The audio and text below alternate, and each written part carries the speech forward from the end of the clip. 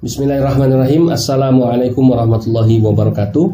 Alhamdulillah wa syukurillah wassalatu wassalamu ala rasulillah wa ala alihi wa ashabihi wa mawala wa la hawla wa la quwata illa billah ma ba'd. Fa ya ibadallah ittaqullaha haqqa tuqatih wa la tamutunna illa wa antum muslimun.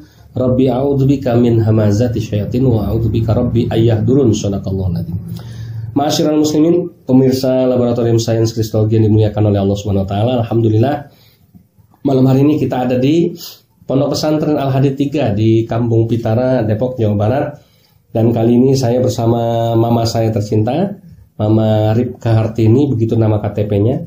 Nama aslinya adalah Li Tianyo. Jadi kalau orang Cina zaman dulu tidak boleh pakai nama aslinya, tapi harus pakai nama KTP di zaman Orde Baru. Beda sama zaman sekarang ya.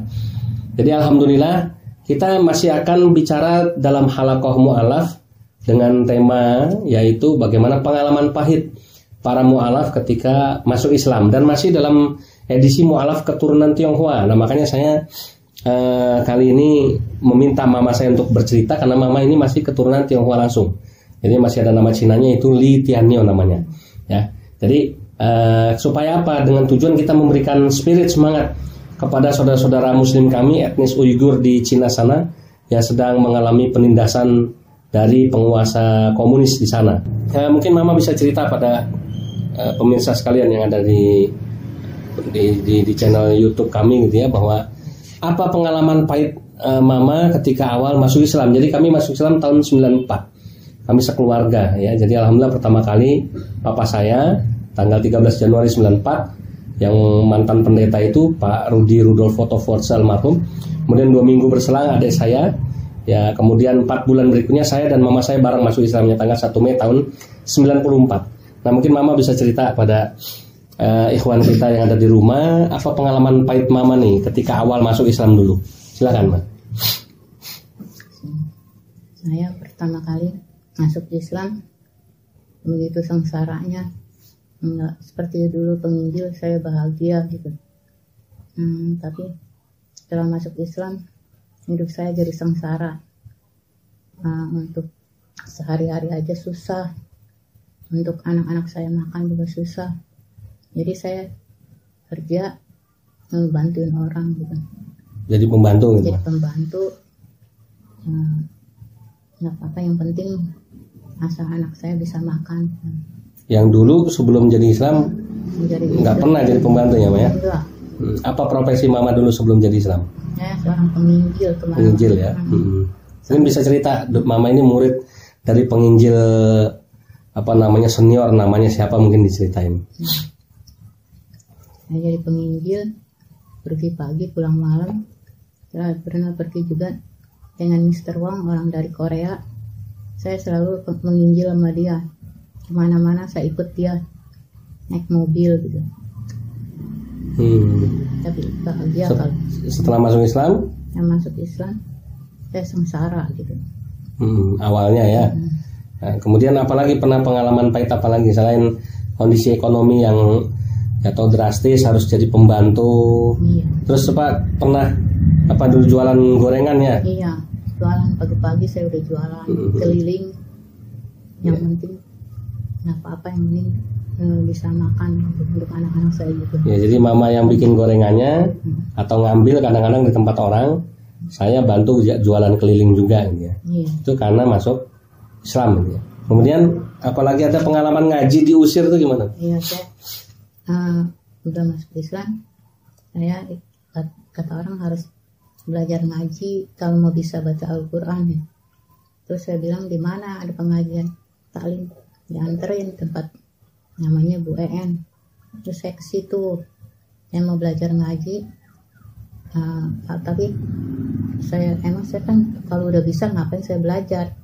Saya belum bisa, saya ikut belajar gitu.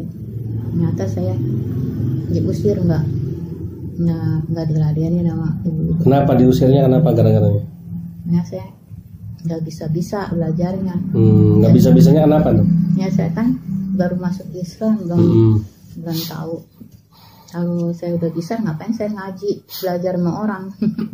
Ya jadi mungkin ustazahnya nggak sabaran ya pemirsa sekalian, sehingga mama saya dianggap ya bodoh lah gitu ya, blow on, lambat gitu ya. sehingga diusir, suruh udah nggak usah ngaji lagi gitu ya. Bukan karena mama itu bodoh, karena memang ya baru masuk Islam, belum tahu apa-apa ya. Dan susahnya mualaf ini kan beda sama yang Islam dari lahir. Mualaf itu jangankan untuk bisa baca Quran ya, menyebut nama Allah saja harus susah payah belajarnya, karena sama-sama tulisannya. Di Islam, di Kristen kalau kita tekstualnya sama tulisannya sama-sama Allah. Nah kalau di Kristen kan bacanya sama, Allah gampang ya, Allah Bapa, Allah Putra, Allah Roh Kudus ya Mbak ya. Tapi kalau begitu jadi Islam tulisannya sama-sama Allah, tapi bacanya yang susah, Allah ya, Allah ya, pertama kali baca ya Allah sampai bisa halus, bisa fase itu butuh perjuangan gitu ya, sampai bisa betul-betul nyebut Allah, Allah, Allah. Nah ini sampai bisa begini tuh butuh pengorbanan dan perjuangan yang luar biasa dari para mu'alaf ya, sehingga memang waktu itu kondisinya begitu. Dan perlu pemirsa ketahui juga memang ya, Depok ini memang saksi sejarah ya, bagaimana kita awal masuk Islam juga di daerah Beji, Depok, Jawa Barat, sampai kita juga belajar Islam di sini luar biasa. Sehingga memang kali ini saya menjenguk mama saya ya, sekalian juga untuk bisa menceritakan pada pemirsa sekalian. Nah, mungkin mama juga bisa bercerita lagi ya. Setelah mengalami ujian-ujian itu, kemudian alhamdulillah sekarang yang mama rasain apa? Masih rasanya sengsara atau bagaimana setelah sekarang sudah 22 tahun jadi Islam ya, 24 tahun jadi Islam. Apa rasanya setelah melewati ujian kesengsaraan tadi? Sekarang udah enggak lagi.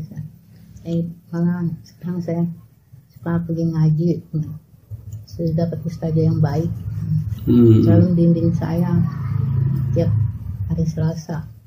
Saya ngaji dibimbing sama namanya Bu Nur Asana.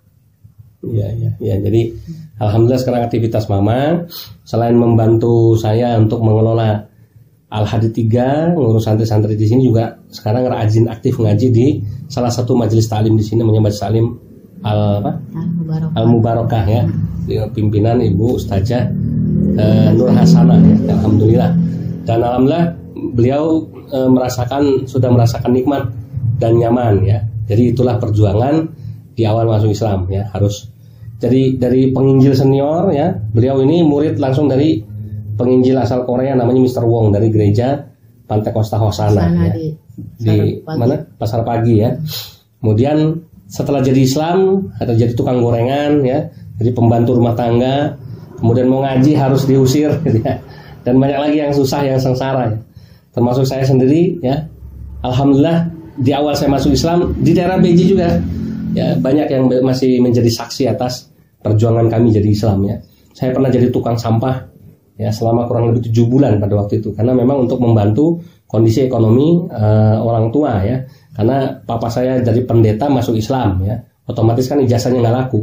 Mama dari penginjil masuk Islam, nggak mungkin tiba-tiba jadi ustazah gitu ya, bingung juga ya, bagaimana dakwah di Islam juga belum tahu ya, sehingga waktu itu kondisinya memang sangat terpuruk sekali. Tapi alhamdulillah sekarang Allah ganti semua dengan kenikmatan ya Maya, alhamdulillah. Yang tadinya terusir, terbuang, tapi alhamdulillah sekarang berubah menjadi kenikmatan manisnya iman dan manisnya Islam ya. Mungkin ada lagi yang mau disampaikan sama Mama, pesan-pesan buat pemirsa semua nih, bagaimana menjadi Islam yang baik supaya lolos dari ujian-ujian. Silahkan.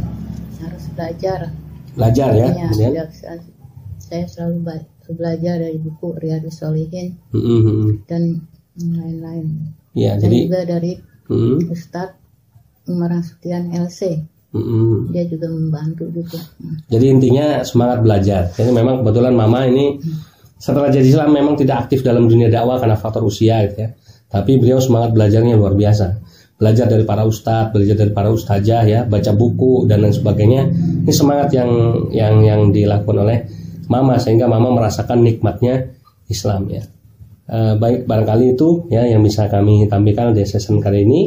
Mudah-mudahan untuk para mualaf-mualaf yang ada di sana yang masih diuji sama Allah, setelah mendengarkan tayangan-tayangan di Laboratorium Sains Kristologi bisa bertambah kuat imannya. Dan ingat, bagi mualaf-mualaf yang bingung mau kemana belajar, mau mencari tempat perlindungan, kemana saya harus tinggal gitu ya, silakan menghubungi kami di Laboratorium Sains Kristologi Pondok Pesantren Al-Hadid yang ada di daerah Jakarta dan sekitarnya. Silahkan langsung menghubungi Pondok Pesantren Al-Hadid 3 di Kampung Pitara, ya, Kecamatan Pancoran Mas, Depok, Jawa Barat. Yang ada di daerah Jawa Tengah, Yogyakarta, langsung ke Pondok Pesantren Al-Hadid Gunung Kidul, ya. Di situ bisa bertemu dengan saya langsung dan kami akan siap untuk membantu melayani dan membina para mualaf-mualaf supaya bisa istiqomah di jalan Allah Subhanahu wa taala. Demikian, jazakumullah khairan katsira. Billahi taufiq wal hidayah. Kita akhiri. Subhanakallahumma wa bihamdika asyhadu an la ilaha illa anta astaghfiruka wa atubu ilaik. Wassalamualaikum warahmatullahi wabarakatuh.